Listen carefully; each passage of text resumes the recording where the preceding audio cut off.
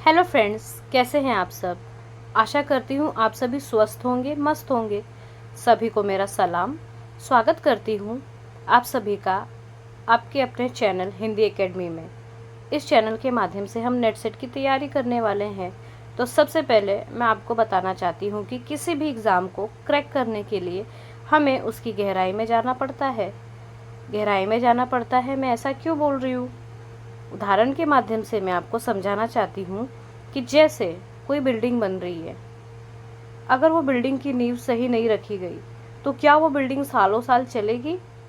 बेशक वो बिल्डिंग कुछ समय के बाद गिर जाएगी। वैसे ही हमारे नेट एग्ज़ाम की तैयारी भी है। आप कितने ही बुक पढ़ लीजिए, रट लीजिए, फिर भी आप एग्ज़ाम क्रैक नहीं कर पाएंगे, क्योंकि आपको विषय का आधार ही नहीं पता है। अब विषय का आधार क्या होता है, समझाती हूँ। वो आधार होता है हमारा सिलेबस, जिस पर हम ध्यान भी नहीं देते। इसलिए सबसे पहले हम सिलेबस देखते हैं कि हमारे नेट का सिलेबस क्या है। ये है हमारा यूजीसी नेट हिंदी का सिलेबस, जिसमें टोटल 10 इकाई है। पहली इकाई है हिंदी भाषा और उसका विकास। दूसरी इकाई है हिंदी साहित्य का इतिहास। तीसरी इकाई है साहित्य शास्त्र।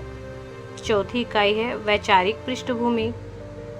पांचवी इकाई है हिंदी कविता। छठी इकाई है हिंदी उपन्यास। सातवीं इकाई है हिंदी कहानी।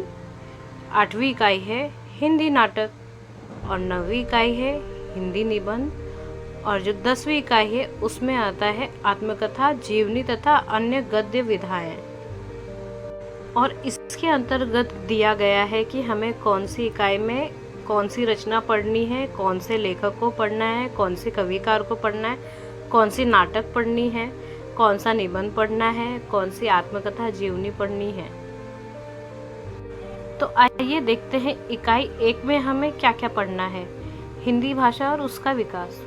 हिंदी की ऐतिहासिक पृष्ठभूमि, प्राचीन भारतीय आर्य भाषाएं, मध्यकालीन भारतीय आर्य भाषाएं, जिसके अंतर्गत आती है पाली, प्राकृत, सौरसैनी, अर्धमागधी, मागधी, अपभ्रंश और उनकी विशेषताएं। अपभ्रंश, अवहट और पुरानी हिंदी का संबंध, आधुनिक भारतीय आर्य भाषाएं और उनका वर्गीकरण, हिंदी का भौगोलिक विस्तार, हिंदी की उपभाषाएं, पश्चिमी हिंदी, पूर्वी हिंदी, राजस्थानी, बिहारी तथा पहाड़ी वर्ग और उनकी बोलियां, खड़ी बोली, ब्रज और अवधी की विशेषताएं, हिंदी के विविध रूप, हिंदी, उर्दू, दक्षिणी, हिंदुस्तानी, हिंदी का भाषिक स्वरूप, हिंदी की स्वनिम व्यवस्था, खंड और खंडेतर, हिंदी ध्वनियों के वर्गीकरण का आधार, हिंदी शब्द रचना, उपसर्ग, प्रत्यय, समास,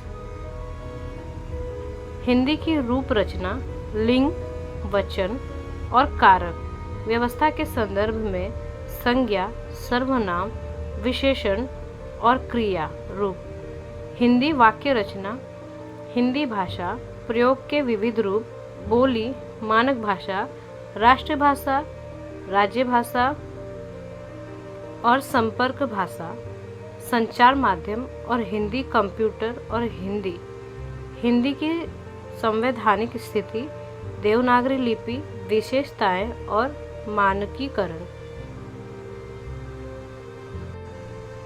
तो हमने देख लिया है कि सिलेबस में क्या क्या आने वाला है, तो इस माध्यम से हमें आगे की पढ़ाई जारी रखनी है। तो मिलते हैं फ्रेंड्स नेक्स्ट लेक्चर में।